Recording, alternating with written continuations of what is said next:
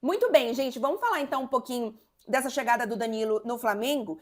Antes de falar, obviamente, sobre o que esperar do Danilo, quero falar um pouco sobre a saída dele da Juventus, porque foi algo que trouxe bastante, não sei se a palavra é polêmica, mas um pouco de controvérsia, porque o Danilo teve anos de muita liderança e de muito carinho dos torcedores da Juventus, porque ele tem um perfil de liderança e de profissionalismo. Eu vou falar um pouquinho mais sobre isso quando eu falar sobre o que esperar do Danilo no Brasil, mas que deu a ele uma reputação e um respeito, né? Ele ganhou o respeito não só dos torcedores, mas de todos os jogadores, de imprensa que cobria a Juventus.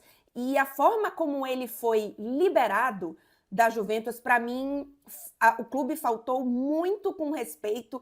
Para ser elegante, a Juventus foi absolutamente deselegante com um dos seus jogadores que mais representava o que é ser juventino, o que é ser Juventus e o que é representar e jogar pela malha do clube bianconero. Então, a Juventus, vamos lembrar, em dezembro, mais ou menos, a Juventus, ou o Thiago Motta, o atual técnico da Juventus, deixou bem claro para o Danilo de que ele não fazia parte do projeto. O Danilo, inclusive, passou a treinar de forma separada do grupo, o que eu acho, assim, sendo bem sincera, não estamos falando de um jogador que faltou com respeito com o clube, que teve alguma atitude que desagradou, seja a direção, seja o técnico, que em algum momento deixou de entregar 100% no campo, que teve qualquer tipo de atitude questionável. Isso não aconteceu. A Juventus entendeu que ele não fazia parte do projeto, o Thiago Motta também não, e claro que o clube tem direito a não fazer um projeto ou não ter um jogador dentro de um projeto. Mas eu acho que você, como clube, você precisa ter respeito por um jogador que representa, porque ele ainda representa tanta coisa para o clube, para o time e para os torcedores. O Danilo, no fim das contas, sai, né, agora em janeiro, ele deixa de fazer, inclusive ele não é convocado para a Supercopa Italiana, e sai dessa maneira que eu repito, para mim foi completa falta de respeito. A Juventus tem o direito de não querer colocar o Danilo no centro do projeto, tá tudo certo, ok, um jogador de 33 anos, está em fim de contrato, a gente não vai apostar muito nesse perfil, mas no meio da temporada, você descartar um jogador tão importante assim para a história recente da Juventus, e é uma história, assim, a história é gigantesca, mas recentemente, deixa eu pegar aqui os últimos 5 anos em que o Danilo estava lá, foi uma Juventus que passou, não só como clube, mas como time, por muitas instabilidades, por muitas questões importantes, de identidade, inclusive, e o Danilo sempre esteve lá como um cara de muita segurança, de muito respeito, de uma integridade muito grande, e eu tô falando isso não só porque eu cobri o Danilo durante muitos anos, mas toda a imprensa pensa isso, ok, não vou falar por toda a torcida aqui, mas assim, gigantescamente a maior parte da torcida da Juventus sempre teve um respeito muito grande pelo Danilo, porque eu acho que era isso que ele dava, né? Um respeito muito grande pelo clube, pelo time. Então, para mim, a Juventus, assim, agiu de uma forma realmente deselegante para manter a elegância no canal, mas você sabe que a palavra é muito pior. Para falar um pouquinho sobre o que esperar do Danilo, acho que o Flamengo pode esperar um defensor completo. E quando eu falo um defensor completo, eu falo em posições, né? É um jogador que, obviamente, antes de chegar na Juventus, ele era muito considerado um lateral direito, ainda que já tivesse atuado em outras posições, e na Juventus ele faz um pouco dessa transição de lateral direito para zagueiro. Para a gente pegar, por exemplo, as últimas 2 temporadas do Danilo na Juventus, na temporada 23-24, ele faz 32 partidas como zagueiro e apenas um jogo como lateral direito. Então, assim, ele já estava realmente consolidado como uma defesa central, como um zagueiro central. Inclusive, eu lembro que antes disso, quando eu ainda estava na Itália, então foi aqui, acho que 22 ou 23, eu conversei com o Danilo e ele expressava assim, que ele via a carreira dele, essa reta final, né?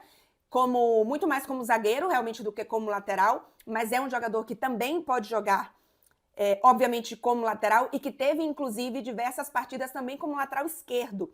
Então, vocês que são torcedores do Flamengo vão saber até mais as peças que o Flamengo tem para a zaga nesse momento. Mas o Danilo pode jogar como esse zagueiro, é essa posição que ele vem atuando mais.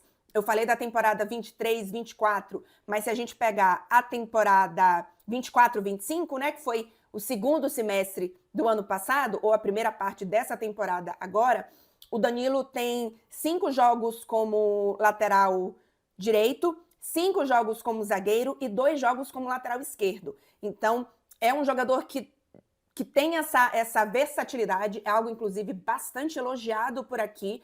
O Danilo é um jogador que traz muita segurança nesse sentido. Não é um lateral que vai virar quase um ala, que vai sair driblando, que vai, sei lá, trazer um pouco de magia, de ofensividade para esse Flamengo, mas é um jogador que tem uma regularidade no sentido de atuações muito regulares, muito constantes, em praticamente todas as posições na zaga. E eu acho que isso é importantíssimo para uma equipe ter um jogador com essas qualidades e com essa versatilidade. É um jogador de 33 anos, então, a depender do que você tiver de calendário, você vai precisar ali administrar um pouco as presenças do Danilo. Nos últimos anos, ele não teve lesões graves, mas ele tem lesõezinhas aqui e ali.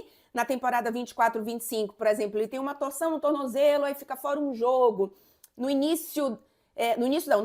fim da temporada passada, 23, 24 ainda, ele tem uma lesão no bíceps, aí fica 2 jogos fora, uma lesão no tornozelo, um jogo fora. No início da temporada 23, 24, ele tem uma lesão que deixa ele mais de um mês fora, é a lesão mais grave dele desde 2021. Ou seja, nos últimos 4 anos, a lesão mais grave dele, ele fica 30 dias fora, 32 dias fora.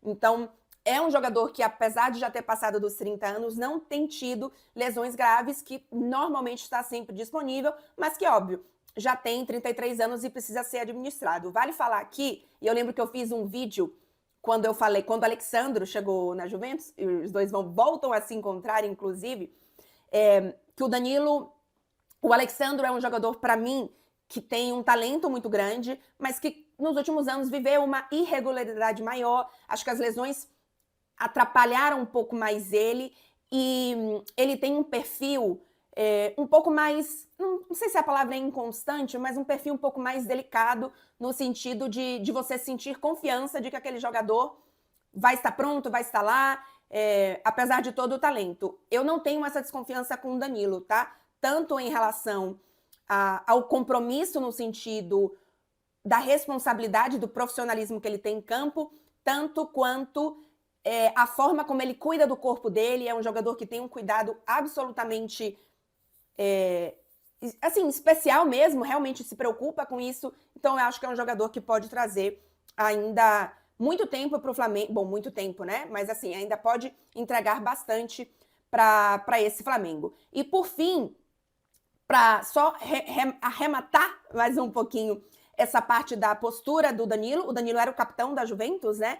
E a capitania em alguns clubes é por tempo de casa, outros é por escolha dos jogadores, votação, por exemplo, como se tornou no PSG, como é no Barcelona. Outros é por tempo de casa, como é no Real Madrid. No caso da Juventus, isso normalmente era um jogador que representava os valores da Juventus. Então não era necessariamente o melhor jogador em campo, nem era necessariamente o jogador com mais antiguidade no clube, mas era um jogador escolhido ali numa mistura de técnico, de jogadores, de clube, que representasse os valores da Juventus. E o Danilo era esse capitão, era esse jogador. A saída do Danilo, inclusive, quando ele sai, vários torcedores assim fazem muitas homenagens assim para eles. Teve faixa no estádio agradecendo, enfim, falando o quanto que ele era importante, não só durante o jogo, mas fora de jogo. Eu conheço torcedor que foi